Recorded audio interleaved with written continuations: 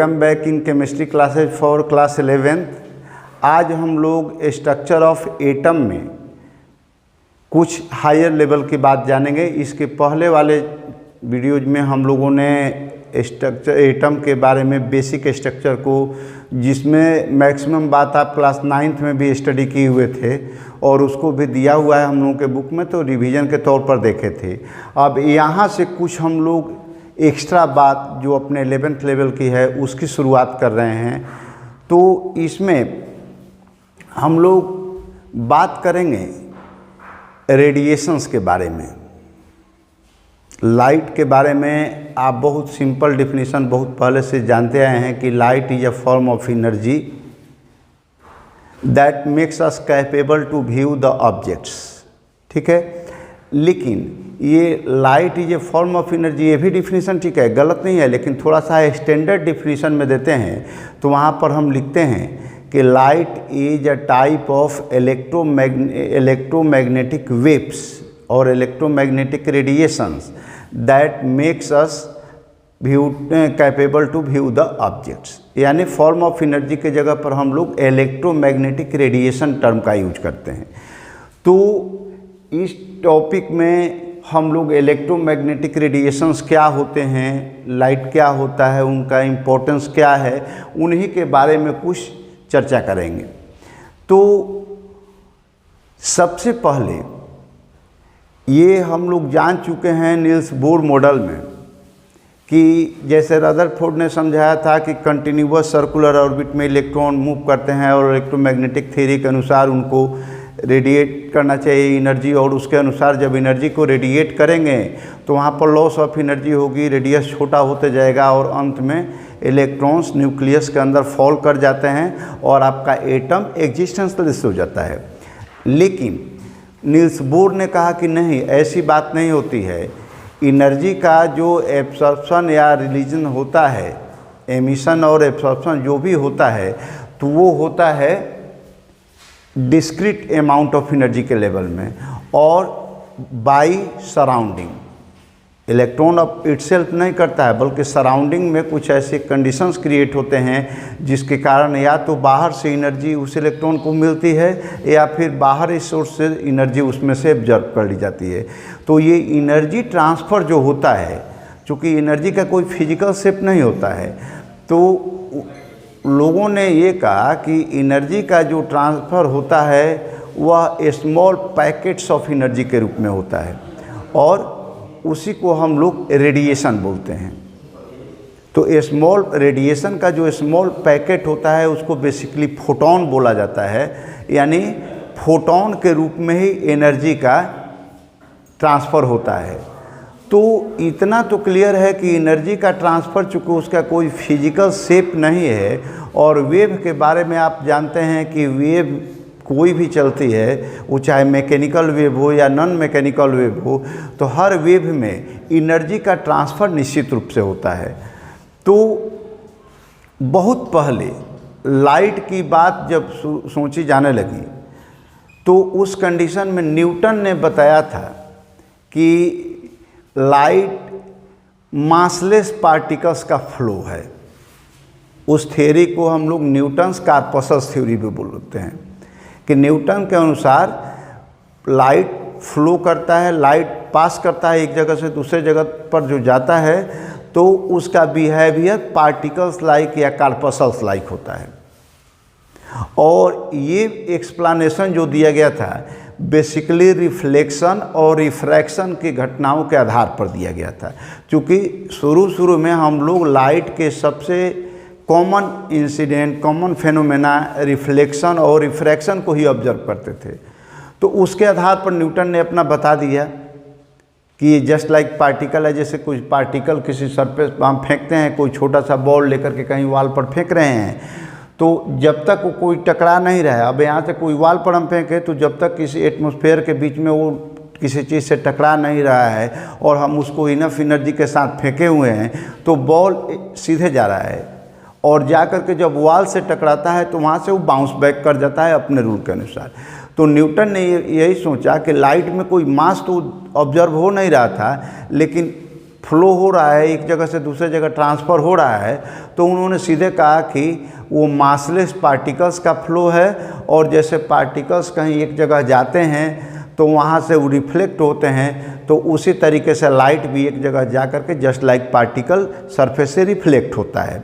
इसके बाद रिफ्रैक्शन के बारे में भी कुछ पार्टिकल्स के आधार पर ही कहा गया, लेकिन बाद में जब diffraction of light, interference of light and different observation देखे गए लाइट से रिलेटेड, तो उनका क्लियर एक्सप्लेनेशन इस थियरी से नहीं हो पा रहा था।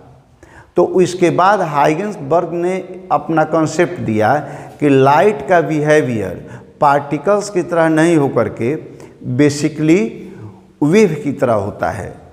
जैसे आप एक छोटे से सोर्स से लाइट जलाते हैं, वो लाइट चारों तरफ फैल जाता है, पूरे स्पेस में फैल जाता है 3 डायमेंशनल शेप में। तो पार्टिकल का ये नेचर तो नहीं है कि कोई एक पार्टिकल एक जगह से निकले तो वो तीनों डायरेक्शन में at the same time spontaneously फैल जाए, ऐसा नहीं होता है।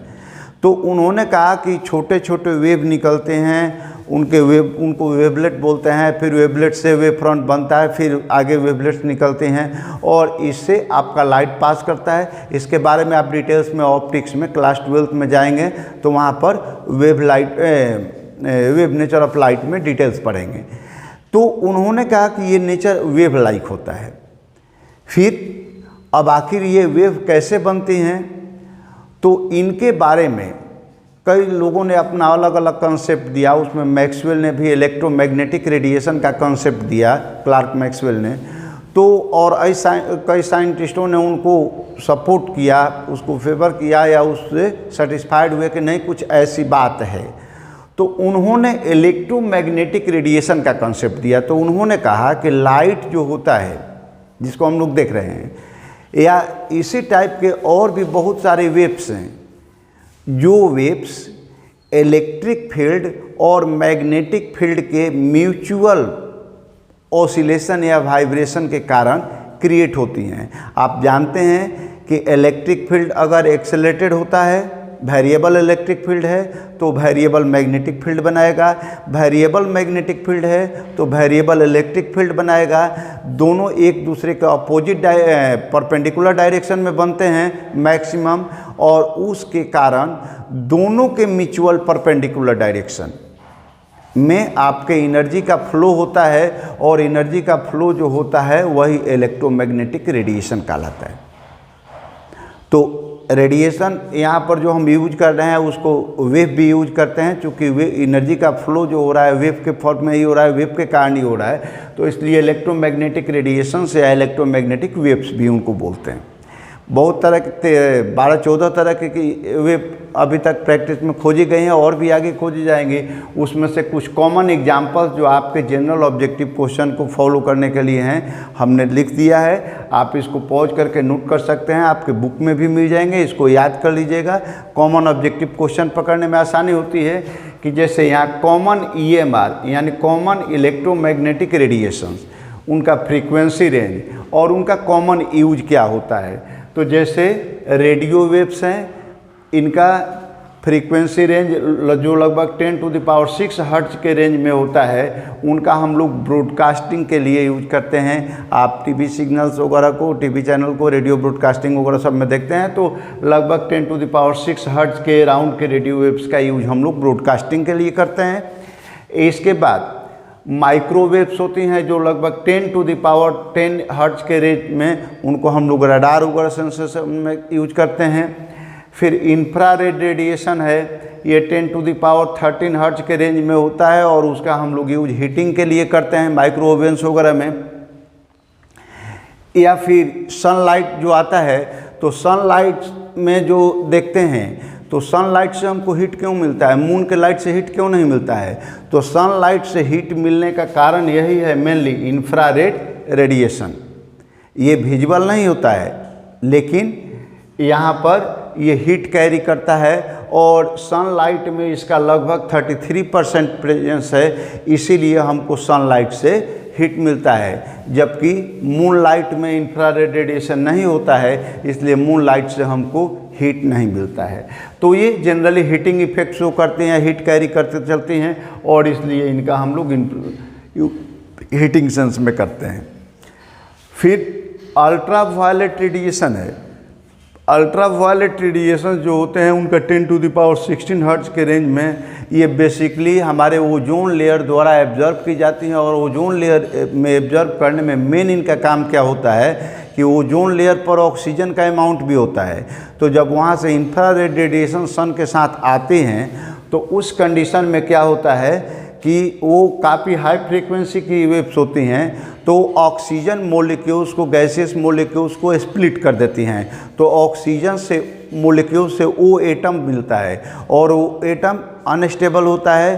तुरंत हाई रिएक्टिविटी के कारण ये तुरंत किसी न किसी अदर एटम से जाकर के जुड़ता है। तो बेसिकली जो कुछ O2 डायरेक्ट कांटेक्ट में आते हैं, वो जो अल्ट्रा वायलेट रेडिएशन के, वो स्प्लिट कर जाते हैं O+O में, और वही O अदर O2 एटम से मिल करके O3 बनाते हैं, जिसको हम लोग ओजोन बोलते हैं। तो ओजोन फॉर्मेशन में हेल्प करता है। फिर कहीं कहीं उनको जर्म्स वगैरह किलिंग में भी यूज किया जाता है स्मॉल स्केल पर। फिर उसके बाद विजिबल लाइट। तो विजिबल लाइट बहुत कम रेंज में, वो 10⁻15 हर्ट्ज के रेंज में कुछ वेव्स होते हैं, और उन्हीं को हम लोग विजिबल लाइट बोलते हैं। तो विजिबल लाइट का देखिए, ओरिजिनली आपका इंफ्रारेड रेडिएशन है, फॉर्म ऑफ एनर्जी है, उसका कोई फिजिकल शेप नहीं होता है, वो सारी के सारी इनविजिबल हैं। लेकिन यहाँ पर जो हम विजिबल लाइट कह रहे हैं, तो इसका मतलब ये नहीं हुआ कि वो रेडिएशन या वो लाइट, विजिबल रेडिएशन भी आप लिख सकते हैं रेडिएशन, तो इसका मतलब ये नहीं हुआ कि वो पार्ट विजिबल है, वो दिख रहा है, उसका कोई फिजिकल शेप, फिजिकल कलर दिख रहा है, ऐसा नहीं है। उसको विजिबल इस सेंस में बोला जाता है कि वो पार्ट ऑफ रेडिएशन या लाइट जो है वो हमको किसी ऑब्जेक्ट को देखने के लिए कैपेबल बनाता है। अगर हम किसी चीज़ को अभी देख रहे हैं तो due to presence of this visible radiation और विजिबल लाइट, तो उनमें अप्रॉक्सीमेटली 10⁻15 हर्ट्ज के रेंज में होता है, अबाउट में है, थोड़ा सा कम बेस होता है। उनका मेन यूज हम लोग विजन के रूप में करते हैं। और एक खास बात ध्यान रखना है कि जो भी इलेक्ट्रोमैग्नेटिक रेडिएशंस होते हैं, ये सारे के सारे नॉन मैकेनिकल वेव होती हैं। आप जानते हैं क्लास 9th में कि मैकेनिकल वेव होती हैं जिनको ट्रांसमिट करने के लिए किसी न किसी मटेरियल मीडियम की ज़रूरत पड़ती है। तो ये नॉन मैकेनिकल वेव्स हैं, यानी इनको प्रोपगेट करने के लिए, इनको ट्रांसमिट करने के लिए आपको किसी मटेरियल मीडियम की ज़रूरत नहीं पड़ती है। अगर कुछ मटेरियल मीडियम एक्सेप्टेबल हैं उनको भी क्रॉस कर सकती हैं, लेकिन अगर ये वैक्यूम में भी जाएं तो वैक्यूम में भी ये आराम से पास कर सकती हैं। तो इसलिए इनको मटेरियल मीडियम की ज़रूरत नहीं पड़ती है प्रोपगेशन के लिए, और ये बेसिकली नॉन मैकेनिकल वेव होती हैं। इनका सारे इलेक्ट्रोमैग्नेटिक रेडिएशंस के जितने भी टाइप के रेज हैं, सबका स्पीड या वेलोसिटी भी बोल सकते हैं, बेसिकली स्पीड बोलते हैं क्योंकि प्रॉपर डायरेक्शन नहीं होता, हर डायरेक्शन में जाती हैं। तो इनका 2.997925 × 10⁸ मीटर पर सेकेंड होता है। अब इतने टेढ़े नंबर को हम लोग याद नहीं रखते हैं, और इसलिए उसको सिंपल कैलकुलेशन में हम लोग मान लेते हैं अप्रॉक्सीमेटली 3.0 × 10⁸ मीटर पर सेकेंड, या 3 × 10⁸ मीटर पर सेकेंड भी लिख सकते हैं आप, लेकिन ज़्यादा क्लियरिटी के लिए 3.1 हम लोग लेते हैं प्रिसीजन के लिए। तो इस तरीके से हम लोगों ने देखा कि electromagnetic radiations basically electric field और मैग्नेटिक फील्ड के म्यूचुअल वाइब्रेशन से, म्यूचुअल ऑसिलेशन से फॉर्म करती हैं, सेम स्पीड से जाती हैं, नॉन मैकेनिकल वेव्स होती हैं। कुछ कॉमन टाइप के रेडिएशंस का नाम भी हम लोगों ने देखा। अब इसके बाद ये चूँकि वेव नेचर की बात है, इसमें वेव से रिलेटेड कुछ बात होती हैं, तो कुछ इनकी फंडामेंटल कैरेक्टरिस्टिक्स होती है। हम लोग 9th में बहुत सारे टर्म को पढ़े हुए हैं वेव से रिलेटेड, तो 1 by 1 थोड़ा सा हम लोग उसको रिकॉल कर लेते हैं। तो उसमें एक टर्म आता है वेवलेंथ। तो आप जानते हैं कि कोई भी वेव अगर बनाया जाए, ऐसे मान लीजिए कि ये वेव है, ऐसे जा रही है, तो ऊपर में क्रेस्ट होता है, नीचे में ट्रॉफ होता है, ये आपका पोर्शन बोलते हैं ट्रॉफ, और ये होता है क्रेस्ट। तो ये क्रेस्ट वाला जो पार्ट है, टॉप वाला या बॉटम वाला जो सबसे नीचे है, तो इसमें 2 कॉन्सेक्यूटिव क्रेस्ट को हम लोग सी से लिख दे रहे हैं और इसको टी से लिख दे रहे हैं टॉप को। तो 2 कॉन्सेक्यूटिव सी के बीच का डिस्टेंस या 2 कॉन्सेक्यूटिव ट्रॉफ के बीच का डिस्टेंस, ये जो डिस्टेंस होता है या ये डिस्टेंस होता है, दोनों बराबर होते हैं और इन्हीं डिस्टेंस को वेव लेंथ बोलते हैं और इस वेव लेंथ को हम लोग डिनोट करते हैं लैम्डा से। ठीक है, तो the distance between 2 consecutive crest और 2 कॉन्सेक्यूटिव ट्रॉप्स और 2 जब एयर में होता है तो वहाँ पर कंप्रेशन और एयरफैक्शन की बात आती है। तो कंप्रेशन और एयरफैक्शन के बीच में जो डिस्टेंस होता है 2 कॉन्सेक्यूटिव के बीच में, उनको हम लोग वेव लेंथ बोलते हैं। उसी तरीके से जो ओसिलेशन हो रहा है, तो 1 ओसिलेशन में, 1 कंप्लीट ओसिलेशन में जितना टाइम लगता है वो उसका टाइम पीरियड बोलते हैं। 1 सेकंड में, per unit time means second लिया जाता है, तो 1 सेकंड में जितना नंबर ऑफ वाइब्रेशन होता है वो उसका फ्रीक्वेंसी कहलाता है। और इसमें एक और ख़ास चीज़ याद रखिएगा जिसको हम लोग बोलते हैं वेव नंबर। तो वेव नंबर क्या होता है? वेव नंबर ये आपका नया टर्म है, इसमें क्लास में मिलेगा। वेव नंबर को हम लोग न्यू नॉट, फ्रीक्वेंसी को आप न्यू से करते हैं तो वेव नंबर को न्यू नॉट से डिनोट करते हैं और ये वैल्यू होता है 1/λ। यानी वेव लेंथ के रेसिप्रोकल को हम लोग वेव नंबर से डिफाइन करते हैं। या फिर ऐसे भी बोल सकते हैं कि पर यूनिट ये टाइम में आपका जो नंबर ऑफ वेव लेंथ बन रहा है, चाहे वेव लेंथ का रेसिप्रोकल ही सीधे कहिए तो सबसे आसान होगा कि 1/λ न्यू नॉट के बराबर होता है। कैलकुलेशन में आपको यह मिल जाएगा। तो पर यूनिट वेव लेंथ में जो वेव बनती हैं वो आपकी हो जाती हैं वेव नंबर। तो इसको सिंपल ढंग से यही बोलिएगा, ज़्यादा अच्छा रहेगा कि reciprocal of wave length is defined as wave number.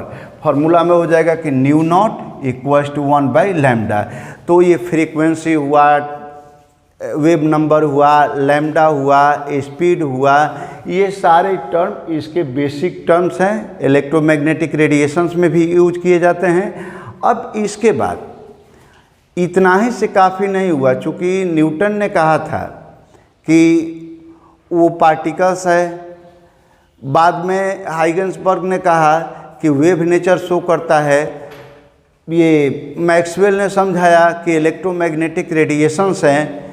तो अब ये सारी बातों के बाद भी इलेक्ट्रोमैग्नेटिक रेडिएशन में जो वेव नेचर की बात करते थे, तो वेव नेचर में भी हर चीज़ क्लियर नहीं हो पा रहा था। जैसे ब्लैक बॉडी रेडिएशन या हॉट बॉडी से कुछ रेडिएशन निकलते हैं, वो कैसे निकलते हैं इसके बारे में कोई एक्सप्लेनेशन नहीं दे रहा था। फोटो इलेक्ट्रिक इफेक्ट होता है, जैसे आप सोलर सेल को यूज करते हैं तो वो फोटो एमिशन इफेक्ट पर काम करते हैं।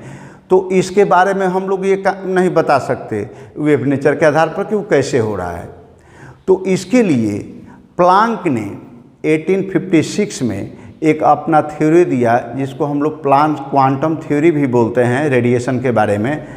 तो उन्होंने कहा कि जो इलेक्ट्रोमैग्नेटिक रेडिएशंस होते हैं इसमें एनर्जी का फ्लो जो होता है वो वेरी स्मॉलर पार्टिकल्स और very smaller PACS of radiations के रूप में होता है। और उसकी एनर्जी जो एक एक छोटे छोटे पार्ट होते हैं उनको नाम दिया गया फोटोन।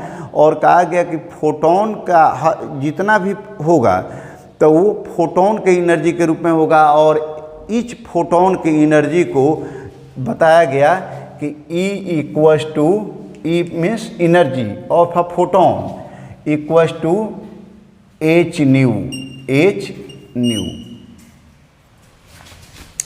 के रूप में होता है। तो न्यू फ्रीक्वेंसी हो गई, h उसका प्लांक कांस्टेंट हो गया।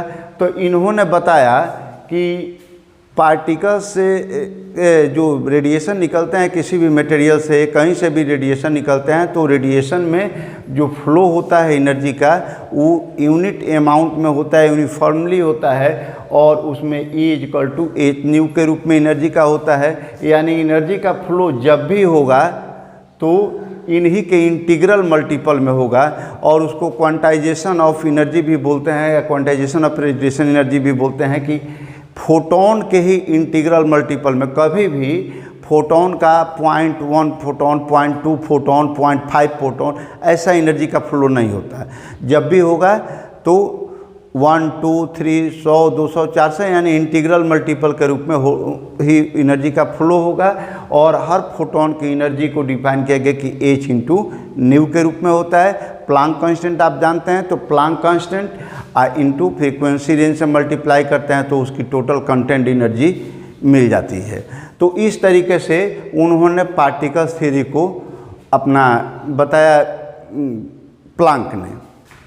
तो अब देखिए प्लांक कांस्टेंट जो हम लोग यूज करते हैं और तो उनको माना गया यूनिवर्सल कांस्टेंट के रूप में 6.626 इंटू 10⁻⁻34 जूल सेकेंड।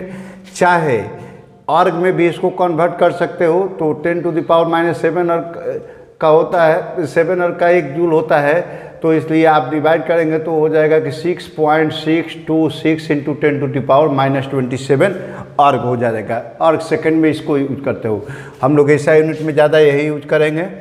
और इसके बाद ये जो प्लांक ने ब्लैक बॉडी रेडिएशन को मेन फोकस करते हुए देखते हुए अपना जो क्वांटम थ्योरी डेवलप किया, बाद में आइंस्टीन ने उसको सारे इलेक्ट्रोमैग्नेटिक रेडिएशंस के लिए एक्सप्लेन किया। तो ये जो प्लांक्स क्वांटम थ्योरी है तो बेसिकली ब्लैक बॉडी रेडिएशन के आधार पर दी गई थी। तो यहाँ पर एक थोड़ा सा हम टर्म डिफाइन कर लेते हैं, ब्लैक बॉडी क्या होता है और ब्लैक बॉडी रेडिएशन क्या होता है। तो कोई भी आइडियल बॉडी जो हर टाइप के इलेक्ट्रोमैग्नेटिक रेडिएशन को यूनिफॉर्मली एब्जॉर्ब भी कर सकता है और रेडिएट भी कर सकता है, वैसे बॉडी को हम लोग ब्लैक बॉडी कहते हैं। तो ये बेसिकली ब्लैक बॉडी जो होता है, आइडियल ब्लैक बॉडी कोई नहीं होता है फिजिकल शेप में, वो हाइपोथेटिकल कंसेप्ट है। लेकिन कार्बन ब्लैक जो है वो नियरली ब्लैक बॉडी माना जाता है, मतलब जनरल फिजिकल बॉडी जो होते हैं उस ब्लैक बॉडी से थोड़ा सा कम उसके नियरर में जा कर के अपना प्रॉपर्टी शो कर सकते हैं। कुछ कम करेंगे, कुछ ज़्यादा करेंगे, लेकिन जो थ्योरेटिकली ब्लैक बॉडी की बात करते हैं तो वो वैसा बॉडी होता है जो हर टाइप के इलेक्ट्रोमैग्नेटिक रेडिएशन को यूनिफॉर्मली एब्जॉर्ब कर सकता है या रेडिएट कर सकता है।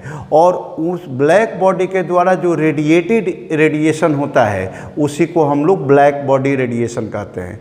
कोई चीज़ आप रख देते हैं, जैसे आयरन को स्विच ऑफ करके डार्क रूम में रख दीजिए, वहाँ से आपका हीट निकलता है, लाइट नहीं दिखेगा लेकिन हीट निकलता है।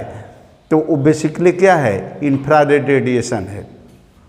लाइट जा रहा है तो वो भी आपका इलेक्ट्रोमैग्नेटिक रेडिएशन ही है जो विजिबल लाइट के रेंज में था। तो ये जो प्लांक ने अपना थ्योरी दिया, तो इस थ्योरी की कुछ मुख्य बातें, कुछ इम्पॉर्टेंट फैक्ट्स हैं। तो उन्होंने कहा कि डिफरेंट मटेरियल्स या डिफरेंट ऑब्जेक्ट्स जो रेडिएशन करते हैं, एनर्जी को रेडिएट करते हैं, तो रेडिएशन ऑफ एनर्जी कंटिन्यूअस वे में नहीं होकर के डिस्क्रीट टाइप होता है। डिस्क्रीट टाइप मतलब अलग अलग पॉइंट वाइज होता है। तो एक पॉइंट हो गया कि वो एनर्जी का रेडिएशन किसी भी मैटर से कंटिन्यूअस नहीं होकर के वो स्मॉल पार्टिकल्स के फॉर्म यानी डिस्क्रीट लेवल पर होता है, कंटिन्यूअस लेवल पर नहीं होता है। अब जो एनर्जी का रेडिएशन होता है तो उस smallest part of uniform energy को हम लोग बोलते हैं क्वांटम। तो जनरली क्वांटम बोलते हैं, लाइट किसी भी चीज़ का जो छोटा पार्ट, यूनिट पार्ट है उसको क्वांटम बोलते हैं, उसका प्लूरल हो जाता है क्वांटा। और उसी का जब लाइट के सेंस में यूज करते हैं यानी क्वांटम ऑफ लाइट जो होता है उसको हम लोग बोलते हैं क्वांटम ऑफ लाइट। तो इसको हम लोग बोलते हैं फोटोन। और फोटोन के लिए ये मासलेस, इसमें मास कुछ नहीं है, इसका एनर्जी दिया गया है कि E = H न्यू। न्यू मतलब फ्रीक्वेंसी के लिए है। तो ये न्यू कहाँ से आता है? तो इन्होंने कहा कि जो फोटॉन्स होते हैं या जो क्वांटा होते हैं, तो उन क्वांटे की एनर्जी जो होती है बेसिकली वो उनकी फ्रीक्वेंसी से रिलेटेड होती है, यानी किसी भी फोटोन की एनर्जी प्रोपोर्शनल टू न्यू हो जाती है। न्यू मीन्स फ्रीक्वेंसी और ये उसकी एनर्जी, तो एनर्जी जो होती है उसकी फ्रीक्वेंसी के प्रोपोर्शनल होती है, डायरेक्टली प्रोपोर्शनल होती है। और इसी चीज़ को आप जब हटाते हैं, सीधा करते हैं, तो E equals to h nu हो जाता है। एच यहाँ पर प्रोपोर्शनलिटी कांस्टेंट हो गया और इसी एच प्रोपोर्शनलिटी कांस्टेंट को हम लोग कहते हैं प्लांक कांस्टेंट, क्योंकि प्लांक के द्वारा एक्सप्लेन किया गया था, उनके ऑनर में दिया जाता है और उसका वैल्यू एक्सेप्टेड वैल्यू हम लोग ये लेते हैं। इसमें एक और बात है कि फर्दर यहाँ पर एच लिख देते हैं, proportional constant, proportional constant, constant called Planck constant, Planck's constant. ठीक है। अब ये आगे हम लोग ये भी एक रिलेशन डिराइव कर सकते हैं कि जैसे आप जानते हैं कि speed of light 9th class में ही पढ़ चुके हैं कि v equals to nu lambda, यानी वेलोसिटी या speed equals to frequency into wavelength. Speed equals to frequency into wavelength. तो इलेक्ट्रोमैग्नेटिक रेडिएशन के लिए आप क्या लिख सकते हैं? फॉर EMR इलेक्ट्रोमैग्नेटिक रेडिएशन के लिए लिख सकते हैं v equals to c constant होता है, जो अप्रॉक्सीमेटली 3.0 × 10⁸ मीटर पर सेकंड मानते हैं। तो आप क्या लिख सकते हैं यहाँ पर कि therefore c equals to nu lambda.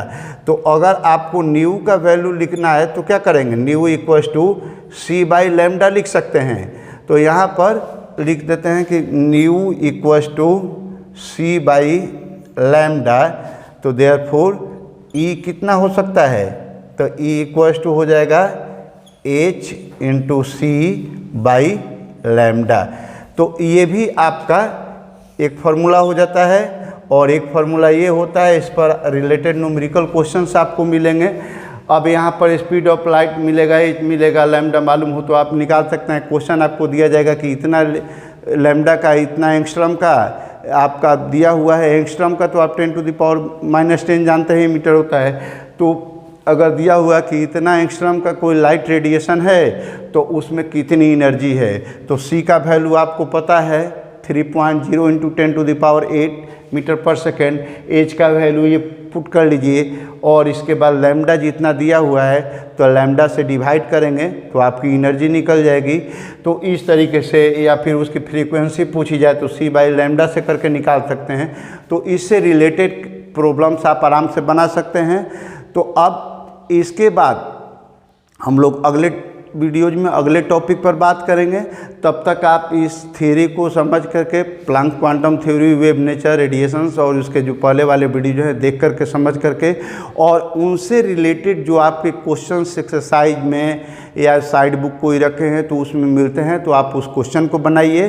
Question में प्रॉब्लम हो रहा है तो बुक को समझ लीजिए या बुक से समझ लीजिए या फिर वीडियो को रिप्ले करके देख करके कॉन्सेप्ट समझ लीजिए, बनाइए। फिर भी आपको प्रॉब्लम हो रहा है तो आप हमको ये कमेंट बॉक्स में या फिर व्हाट्सएप नंबर पर सेंड कर सकते हैं, हम उसका सॉल्यूशन दे देंगे। और अगले वीडियोज में फिर इनका न्यूमेरिकल बनाएंगे डिटेल्स, तो उसमें भी आपका प्रॉब्लम सॉल्व हो जाएगा। तो मिलते हैं अगले वीडियो में अगले टॉपिक के साथ। तब तक आप जुड़े रहिए चैनल से, वीडियो को देखते रहिए। आप चैनल पर नए हैं तो सब्सक्राइब कर लीजिए, फ्रेंड्स को भी शेयर कीजिए और चैनल से बने रहिए। Thank you, best of luck.